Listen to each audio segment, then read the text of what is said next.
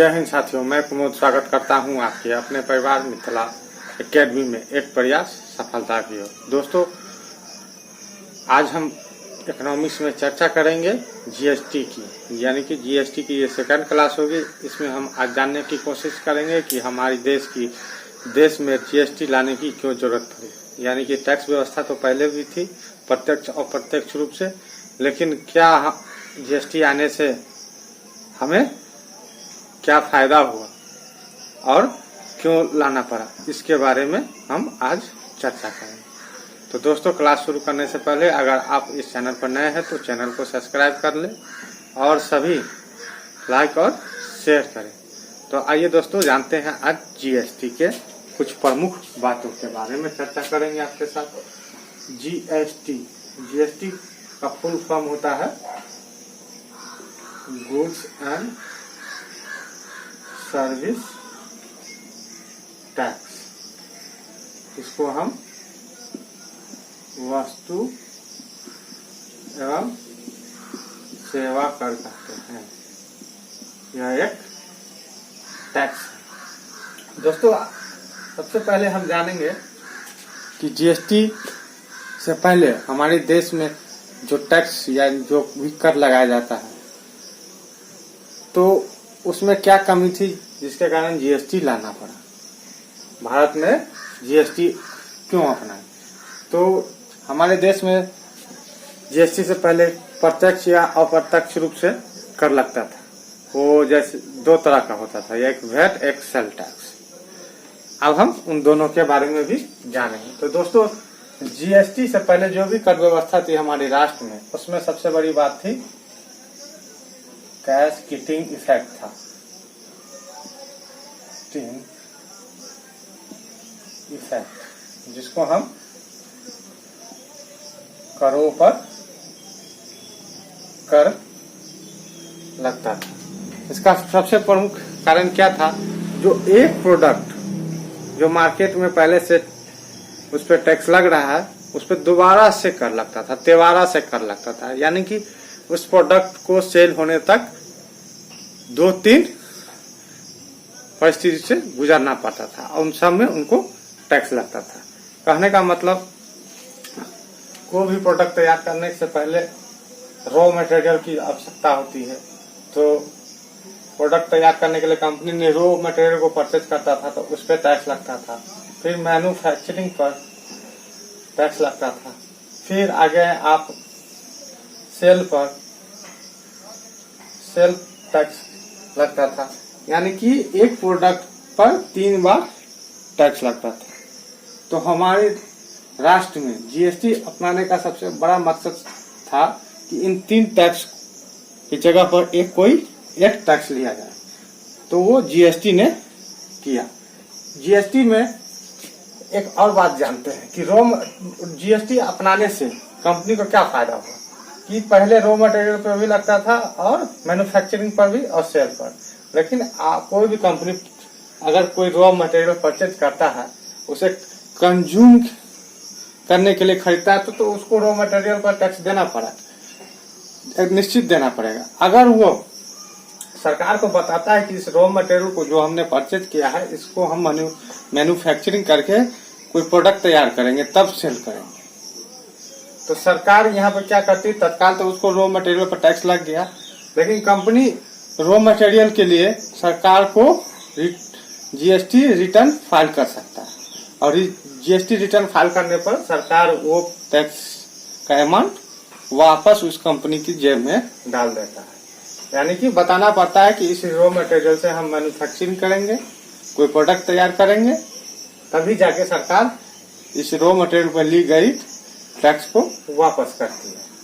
और जीएसटी आने से सिर्फ एक ही अवस्था में टैक्स लगता है, सेल में, और ये दोनों खत्म हो जाती है, जबकि पहले इन तीनों अवस्था में लगते थे। दूसरी बात, यह अनयूनिफॉर्म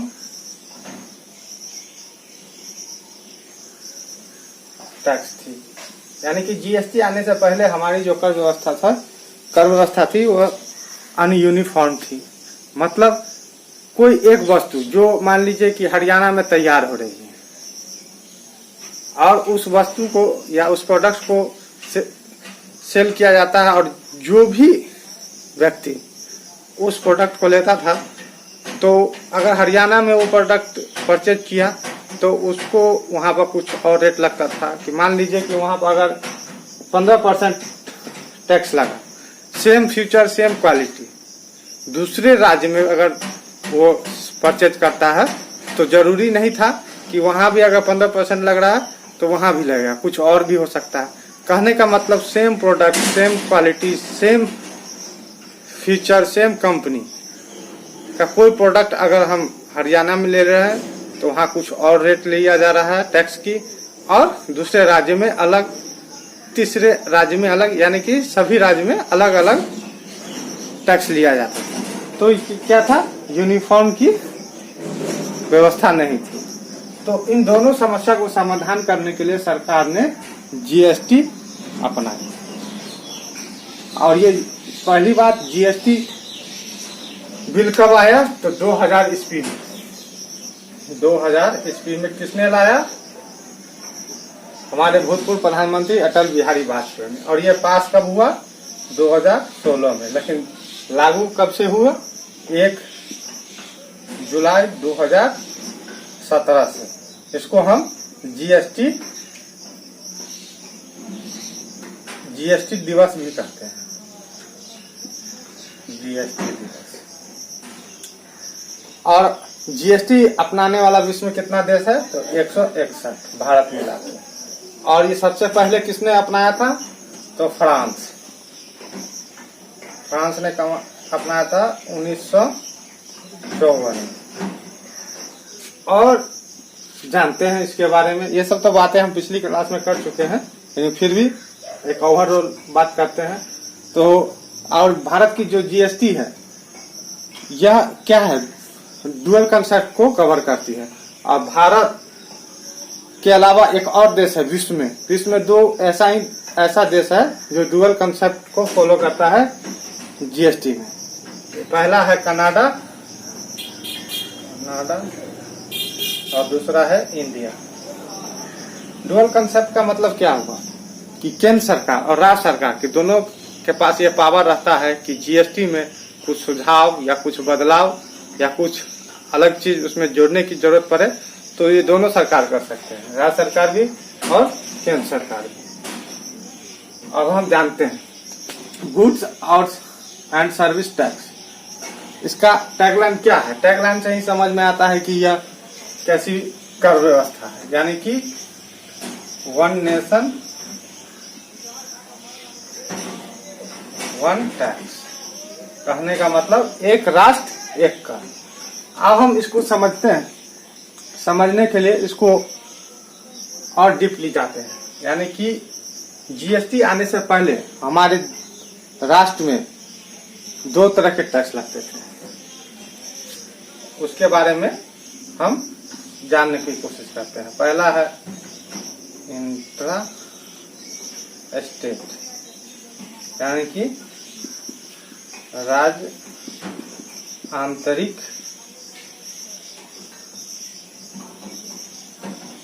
और दूसरा है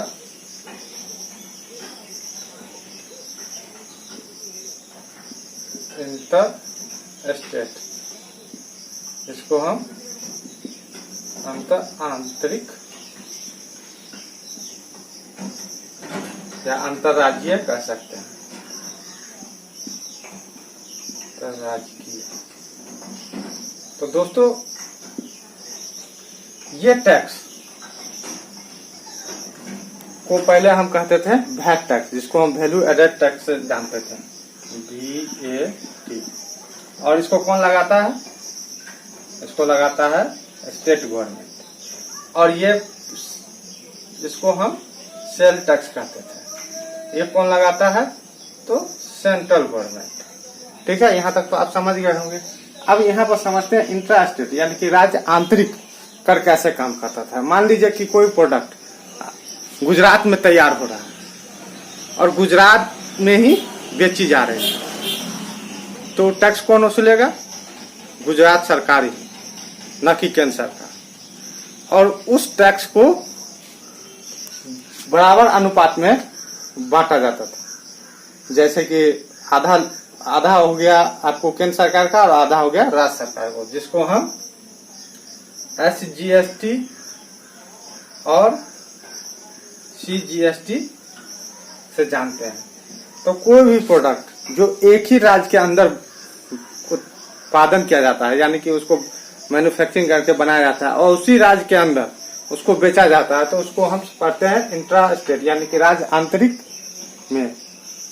और इस टैक्स को दोनों सरकार यानी राज्य सरकार और केंद्र सरकार दोनों टैक्स की रकम को बराबर अनुपात में बांटते हैं। मान लीजिए कि कोई भी वस्तु यानी एक मोटरसाइकिल पर अगर 10% टैक्स लगाया गया हरियाणा सरकार द्वारा, तो उस 10% को 5% सेंट्रल स्टेट गवर्नमेंट लेगा और 5% सेंट्रल गवर्नमेंट लेगा। मान लीजिए 20% लिया, तो 20% में 10% स्टेट गवर्नमेंट और 10% सेंट्रल गवर्नमेंट लेता है, यानी कि इसमें बराबर अनुपातों में बंटवारा किया जाता है। और समझते हैं सेल टैक्स।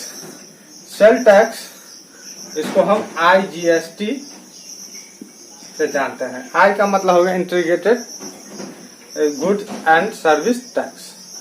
इसको का समझने के लिए एक लाइन और बढ़ते हैं कि इंटर स्टेट, मान लीजिए कि कोई वस्तु अगर गुजरात में तैयार हो रहा है और वो भारत के किसी और राज्य में बेचा जा रहा है, यानी कि उत्पादन कहीं और किया जा रहा है और सेल कहीं और किया जा रहा है उस प्रोडक्ट को, तो वो प्रोडक्ट पर जो सेल टैक्स लगता है या लगता है, तो उसको वसूलता कौन था? राज्य सरकार। लेकिन वो किसके पास जाता था पैसा? वो ट्रांसफर कर देता था केंद्र सरकार के पास। ठीक है, यानी कि उत्पादन किसी और राज्य में और उसका बिक्री या बेचा जाता है किसी और राज्य में, तो उसको हम अंतरराज्यीय में अध्ययन करते हैं और उसको हम IGST कहते हैं। अब समझते हैं कि IGST कैसे बंटवारा करता है। तो सेंट्रल और स्टेट दोनों गवर्नमेंट में बंटवारा होता है, लेकिन यह कैसे करता है? इसमें तो बराबर बंटवारा हो रहा था, लेकिन इसमें बराबर नहीं होगा। इस टैक्स को तो वसूलता है जिस राज्य में सेल होता है उस राज्य के गवर्नमेंट, लेकिन ये पैसा या टैक्स केंद्र सरकार के खाते में जाता है। लेकिन केंद्र सरकार यहाँ पर एक संगठन है या एक परिषद बनाई हुई है जिसको हम GST परिषद कहते हैं। वो यहाँ पर क्या वसूलता है और वो यहाँ पर क्या करते हैं कि जो भी राज्य सरकार द्वारा जिस राज्य में प्रोडक्ट को सेल किया जाता है उस राज्य के गवर्नमेंट तो वो टैक्स वसूलता है और सेंट्रल गवर्नमेंट के पास भेजता है, और सेंट्रल गवर्नमेंट कुछ हिस्सा अपने पास रखता है और बाकी बचे हुए हिस्से राष्ट्र के सभी राज्य को बांटता है जिसको जरूरत पड़ी पैसे की। तो ये इस टैक्स में IGST में कोई फिक्स अमाउंट नहीं रहता है कि हम किस अनुपात में बंटवारा करेंगे। वो GST परिषद के ऊपर डिपेंड रहता है कि वो किस अनुपात में या किस रेशियो में बंटवारा करे। कहने का मतलब कुछ हिस्सा अपने पास रख लेता है और बाकी जितने भी राज्य हैं अगर जिनको जरूरत है उनको बांटते हैं। जरूरी नहीं है कि जो राज्य वसूल के दिया है उसको भी दे या उसको भी दिया जाता है, ऐसा प्रावधान इसमें नहीं है। और ये GST आने से सेल टैक्स और वैट दोनों मर्ज हो गया GST में। समझ गए? कहने का मतलब अगर यहाँ 5% और 5% दोनों बराबर अनुपातों में बांटा गया तो यहाँ 10% लिया जा रहा है, यहाँ 10%, यहाँ की 20%। अब यहाँ पर सरकार आधा अपने पास रखे या आधा बांटे, ये GST परिषद के ऊपर डिपेंड है। इसको GST को हम डेस्टिनेशन टैक्स भी कहते हैं, नेशन टैक्स, जिसको हम गंतव्य टैक्स कहते हैं। और सरकार ने GST अपनाने से पहले ये भी कहा गया कि जिस राज्य को अगर नुकसान हो रहा है तो उसका भरपाई केंद्र सरकार करेगा 5 साल तक। यानी कि जीएसटी अपनाने से पहले या जीएसटी अपनाने समय में जिन जिन राज्यों को अगर नुकसान हो रहा है, घाटा हो रहा है, तो केंद्र सरकार द्वारा कहा गया कि आपको जो भी नुकसान हो रहा है उसका हम 5 साल तक केंद्र सरकार अपनी जेब से भरपाई करेगा। कहने का मतलब 5 साल का बैकअप दिया जाएगा। तो ये थी जीएसटी के बारे में। अब हम आगे जानेंगे जीएसटी की रेट के बारे में कि हमारे देश में जीएसटी दर क्या क्या है। तो आप इसका स्क्रीनशॉट ले लें या नोट्स बना।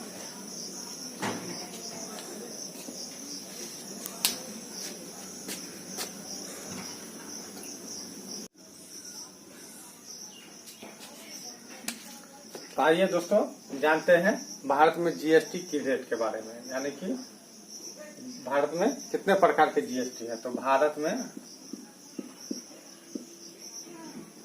5 प्रकार की जीएसटी दर है।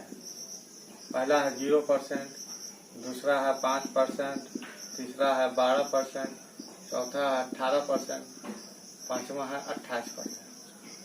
सबसे पहले इसके बारे में जानते हैं। यह विश्व का सबसे हाईएस्ट रेट है जो भारत के पास है। यह 28% जीएसटी रेट कब लगता है? जब आप अल्ट्रा लग्जरी प्रोडक्ट खरीदते हैं तब यह लगता है। जैसे कि आपने क्या किया, एक कार खरीदी, तो कार खरीदनी तो कोई बड़ी बात नहीं है, लेकिन आपने ऑडी की कार, BMW, मर्सिडीज इस तरह की अल्ट्रा लग्जरी कार खरीदी, तो ये आपको 28% जीएसटी रेट देना पड़ेगा गवर्नमेंट को। ये 28% जीएसटी रेट अल्ट्रा लग्जरी कोई भी प्रोडक्ट हो उस पर लगता है। उसके बाद हम जानेंगे 5%, 12%, 18%। यहाँ से तो सवाल नहीं पूछा जाता है क्योंकि हमारे देश में लाखों प्रोडक्ट मार्केट में है, उन सब पर सरकार 5%, 12%, 18% टैक्स वसूला करती है। इसको वसूलता है कैसे, वो मैं बात करता हूँ। इसको वर्ल्ड कस्टम ऑर्गेनाइजेशन के द्वारा एक SNHSN कोड दिया जाता है। इसके तहत 5%, 12%, 18% को जीएसटी रेट को वसूला जाता है। अब समझते हैं 0% क्या होता है। 0% के मतलब आप लोग समझते होंगे कि कोई टैक्स नहीं। अब उसके बारे में हम जानते हैं। जैसे कि ये 2 वस्तु है, एक पे सरकार ने कहा ये जीएसटी फ्री है, ये बहुत ही नेसेसरी प्रोडक्ट है, ये मनुष्य के लिए या देश के जनता के लिए बहुत ही आवश्यक वस्तु है, इस पर जीएसटी फ्री है, इस पर कोई जीएसटी नहीं। और ये एक प्रोडक्ट है जिस पर 0% जीएसटी है। तो कहने का मतलब 0% जीएसटी का मतलब है अभी सरकार को इसके ऊपर जीएसटी टैक्स लेने की जरूरत नहीं है, लेकिन भविष्य में अगर उनको टैक्स लेना हो तो 0% को वो 5% में भी ला सकते हैं, 12% में भी, 18% में। तो इसलिए इस प्रोडक्ट पर 0% टैक्स रखा गया है। क्यों? क्योंकि इसको भविष्य पर अगर सरकार को अगर टैक्स की जरूरत पड़ी तो भविष्य में इसको 5%, 12%, 18% में लाया जा सकता है। इसके लिए इस पे 0% है। अभी फिलहाल सरकार की जरूरत नहीं है टैक्स लेने की, इसलिए इसको 0% रखा गया। और ये सामान है, मान लीजिए बहुत ही आवश्यक वस्तु है, तो इसको फ्री कर रखा। तो फ्री और 0% में अंतर है, बिल्कुल आप समझ गए होंगे। आप समझते हैं कि इसके अलावा भारत में 2 और जीएसटी टैक्स है। एक होता है 0% 25%। इसका मतलब होता है कि अगर आप मार्केट में कीमती पत्थर लेते हैं तो उस पर लगता है, जैसे कि हीरा लिया, रूबी लिया, इस पर 0.25% लगता है। अब एक और टैक्स है 3% या उस वस्तु पर लगता है, जैसे कि जो कीमती धातु होता है, जैसे कि सोना हो गया, गोल्ड, इस पर 3% लिया जाता है। अब हम जानते हैं कि भारत में कुछ ऐसे भी प्रोडक्ट हैं जिस पर जीएसटी नहीं लगता है, जिसको पहले समझते हैं। रियल एस्टेट, यह जीएसटी फ्री है, पहला। दूसरा इलेक्ट्रिसिटी, ये भी जीएसटी फ्री है। तीसरा हो गया पेट्रोल, ये भी जीएसटी फ्री है। चौथा real estate, electricity, petrol, alcohol, ये जीएसटी फ्री है। जीएसटी फ्री है लेकिन कर फ्री नहीं है, यानी कि टैक्स इस पर भी लगता है, लेकिन जीएसटी नाम का टैक्स नहीं लगता। इस पर टैक्स लगाता है राज्य सरकार, यानी कि राज्य उत्पादक शुल्क जो होता है, जो भी राज्य सरकार का टैक्स है वो इस पर लगाया जाता है। इस चार प्रोडक्ट पर राज्य उत्पादक शुल्क लगता है, राज्य सरकार द्वारा वसूला जाता है, लेकिन जीएसटी नहीं लगता। तो दोस्तों, लगभग हम जीएसटी के बारे में सारी बातें चर्चा आपके साथ कर ही चुके हैं। यह क्लास कैसी लगी आप हमें जरूर बताइएगा। आज का सफर यही समाप्त होता है। आगे हम पढ़ेंगे बजट, उसके बाद हम फिर पढ़ेंगे टैक्सेशन, फिर आ जाएंगे टैक्स पर, डायरेक्ट टैक्स, इनडायरेक्ट टैक्स, इस सब के बाद। तो दोस्तों, ये क्लास कैसी लगी आप हमें जरूर कमेंट कीजिएगा। अगर आप इस चैनल पर नए हैं, अभी तक इस चैनल को सब्सक्राइब नहीं किए हैं, तो चैनल को सब्सक्राइब कीजिए, लाइक कीजिए, शेयर कीजिए। जय